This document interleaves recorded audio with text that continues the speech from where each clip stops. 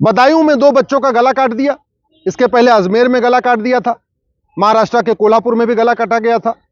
इसके पहले संदेश खाली में बहन बेटियों को ले जाके बलात्कार किया जा रहा था। हर हफ्ते कोई ना कोई घटना आती है, कहीं पत्थरबाजी की घटना आती है, कहीं गला काटने की घटना आती है, कहीं पे लफ्ज़ जिहाद की घटना आती है। और ये घटनाओं पे चर्चा होती है, तू मैं होता है, आरोप प्रत्यारोप होता है, नूरा कुश्ती होती है, बतौलेबाजी होती है, बहुत गंभीर घटना होती है तो टीवी पे डिबेट भी हो जाती है। और फिर दूसरी घटना आती है, लोग पुरानी घटना को भूल के नई घटना पे चला जाते हैं। कभी इसके मूल कारण पे चर्चा नहीं हो रही है। अरे भैया, जब अगर ऐसा स्कूल है जो दूसरे रिलीजन के प्रति नफरत सिखा रहा है, जब तक वो स्कूल चलता रहेगा तो आपसी प्रेम कैसे बढ़ेगा, भाईचारा कैसे बढ़ेगा? जब तक भारत के सभी स्कूलों में वसुधैव कुटुंबकम नहीं पढ़ाया जाएगा, भारत के सभी स्कूलों में सर्वमंगल मांगल्य नहीं पढ़ाया जाएगा, भारत के सभी स्कूलों में नारी तू नारायणी नहीं पढ़ाया जाएगा, भारत के सभी स्कूलों में अष्टांग योग नहीं पढ़ाया जाएगा, यम नियम नहीं पढ़ाया जाएगा, आसन प्राणायाम नहीं पढ़ाया जाएगा, ब्रह्मचर्य के बारे में नहीं पढ़ाया जाएगा, भारत के सभी स्कूलों में इंद्रिय नियंत्रण नहीं सिखाया जाएगा, तो फिर आपस में भाईचारा कैसे आएगा? लोग शांति से कैसे रहेंगे? स्वाभाविक सी बात है। व्यवहार इस बात पर नहीं डिपेंड करता है कि बच्चा बचपन में आंखों से क्या देखता है, कान से क्या सुनता है, मुंह से क्या भोजन करता है। अगर कोई बच्चा बचपन से ही मारकाट देख रहा है, कभी बकरी का गला काटता हुआ देख रहा है, कभी वो भैंस का गला काटता हुआ देख रहा है, कभी जो है वो मुर्गे का गला काटता हुआ देख रहा है, कभी ऊंट का गला काटता हुआ देख रहा है, रोज वो देख रहा है गला कट रहा है, गला कट रहा है, गला काट रहा है, तो उसके अंदर प्रेम और भारतीय संस्कृति कैसे आएगी? अगर वो कानों से सुबह से लेकर शाम तक एक ही बात सुन रहा है कि जिसकी मैं इबादत करता हूं बस वही इबादत के लायक है, दूसरा कोई इबादत के लायक नहीं है, और दिन में 5 बार सुनेगा कि राम पूजा के लायक नहीं है, कृष्ण पूजा के लायक नहीं है, महावीर पूजा के लायक नहीं, गौतम बुद्ध पूजा के लायक नहीं, गुरु ग्रंथ साहिब पूजा योग्य नहीं है, बाकी और कोई पूजा है ही नहीं है, न ब्रह्मा जी, न विष्णु जी, न शंकर जी, न देवी जी, और कोई पूजा के योग्य नहीं है। केवल जो मैं कर रहा हूं यही ठीक है, मैं जिसकी इबादत करता हूं बस वही इबादत के लायक है, तो उसके अंदर वसुधैव कुटुंबकम की भावना कहां से आएगी? ये स्कूल खोले थे मुगलों ने। भारत में मुगलों से पहले 15वीं शताब्दी से पहले कोई मदरसा नहीं था। 15वीं शताब्दी के बाद यहां पे मदरसे शुरू हुए और आज भी चल रहे हैं। गुलामी वाले मदरसे आज भी चल रहे हैं। अंग्रेज आए, उन्होंने मदरसा बंद नहीं किया, उन्होंने गुरुकुल को बंद किया, और गुरुकुल को बंद करके अपने मिशनरी स्कूल खोल दिए, कॉन्वेंट स्कूल खोल दिए। तो अंग्रेजों ने जो मिशनरी स्कूल खोले वो भी चल रहे। तो कहने को देश आजाद हो गया, शिक्षा हमारी गुलामी वाली, वही गुलामी वाली मदरसा शिक्षा व्यवस्था, वही गुलामी वाली कॉन्वेंट स्कूल सिस्टम का मिशनरी स्कूल व्यवस्था वो चल रहा है। अगर वास्तव में भारत को चाहते हैं शांत हो, भारत समृद्ध हो, भारत खुशहाल हो, देश की एकता अखंडता मजबूत हो, भारत में सब में प्राणियों में सद्भावना हो, तो इस गुलामी की शिक्षा व्यवस्था को खत्म करना पड़ेगा, मदरसा को बंद करना पड़ेगा, मिशनरी स्कूल को बंद करना पड़ेगा। ये सीबीएसई, आईसीएसई जो दुनिया भर की दुकानें खुली हैं, सारी दुकानों पे ताला लगाना पड़ेगा। भारत में 1 नेशन 1 एजुकेशन बोर्ड बनाना पड़ेगा।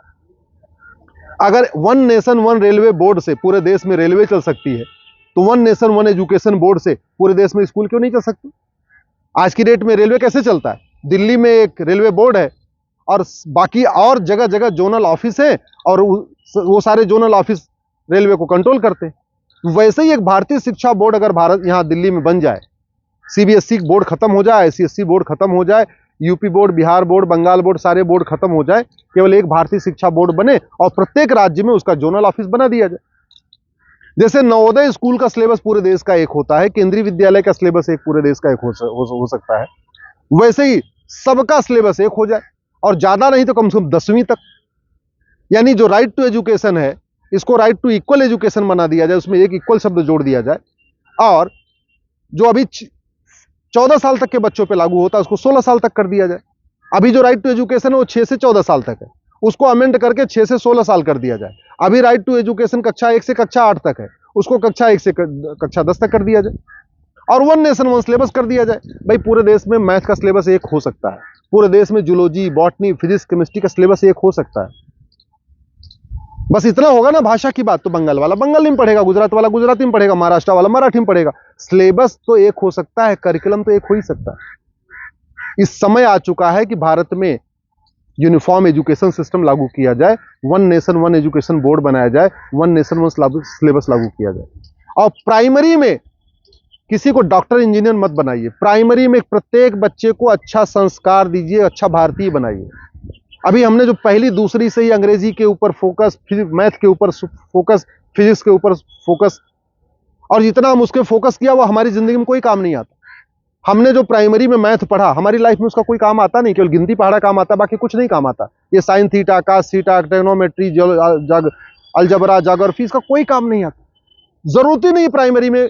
प्राइमरी में तो केवल पढ़ाइए बच्चे को अष्टांग योग पढ़ाइए, प्राइमरी में बच्चे को हेल्थ साइंस पढ़ाइए, प्राइमरी में बच्चे को जितने हमारे ऋषि मुनि हैं उनके ग्रंथ पढ़ाइए, प्राइमरी में बच्चे को क्या खाना चाहिए क्या नहीं खाना चाहिए वो सिखाइए, प्राइमरी में बच्चे को केवल महर्षि चरक को पढ़ाइए, महर्षि सुश्रुत को पढ़ाइए, महर्षि वाग्भट को पढ़ाइए, महर्षि पतंजलि को पढ़ाइए, महर्षि सारंगधर को पढ़ाइए, महर्षि माधवकर को पढ़ाइए।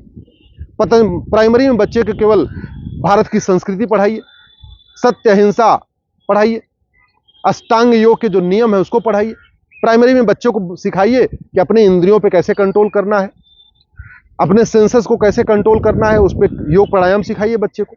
तो जरूरत नहीं है प्राइमरी में बच्चे को डॉक्टर इंजीनियर बनाने की। हाँ, सेकेंडरी में जब 6वीं से गया उसके लिए आप उसको physics, chemistry, math, zoology, botany सब पढ़ाइए, लेकिन प्राइमरी में तो केवल बच्चे को मानसिक रूप से स्वस्थ बनाइए, शारीरिक रूप से स्वस्थ बनाइए, अच्छा संस्कार दीजिए, उसको भारत का संस्कार दीजिए, उस पर लेकिन चर्चा ही नहीं होती। अपराध का मूल कारण हमारी शिक्षा में संस्कार नहीं है। 6-6 साल की बच्चियों के साथ बलात्कार हो रहा है, उसका मूल कारण हमारी शिक्षा में संस्कार नहीं है।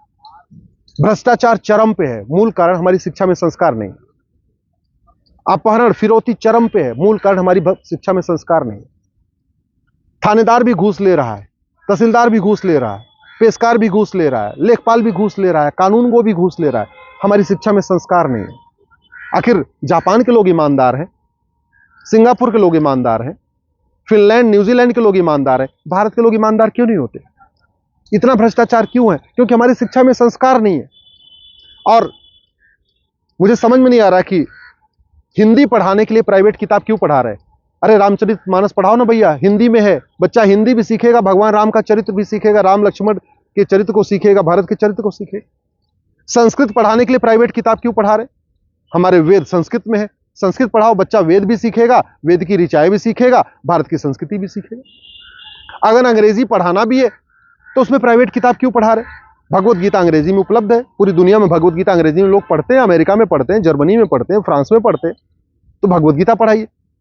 तो अगर 3 भाषा पढ़ाना भी है, हिंदी, संस्कृत, अंग्रेजी, तो हिंदी में रामचरितमानस पढ़ाइए, संस्कृत में वेद पढ़ाइए, अंग्रेजी में भगवत गीता पढ़ाइए। काहे लिए प्राइवेट किताब पढ़ा रहे? और वैसे भी संविधान के अनुसार भी संविधान कहता है कि सबको समान अवसर मिलना चाहिए। क्लैट का पेपर सबके लिए एक आ रहा है, एनडीए का पेपर सबके लिए एक आ रहा है, नीट का पेपर सबके लिए आ रहा है, जेई का पेपर सबके लिए एक होता है, आईएएस का पेपर सबके लिए एक होता है। लेकिन सीबीएसई बोर्ड कुछ अलग पढ़ा रहा है, आईसीएसई बोर्ड कुछ अलग पढ़ा रहा है, यूपी बोर्ड कुछ अलग पढ़ा रहा है, बिहार बोर्ड अलग पढ़ा रहा है। और ऐसी पढ़ाई हो रही है कि जो पढ़ाया जाता है वो न नीट में पूछा जाता है, ना जेई में पूछा जाता है, न एनडीए में पूछा जाता है, न क्लैट में पूछा जाता है, और जो पूछा जाता है वो पढ़ाया नहीं जाता।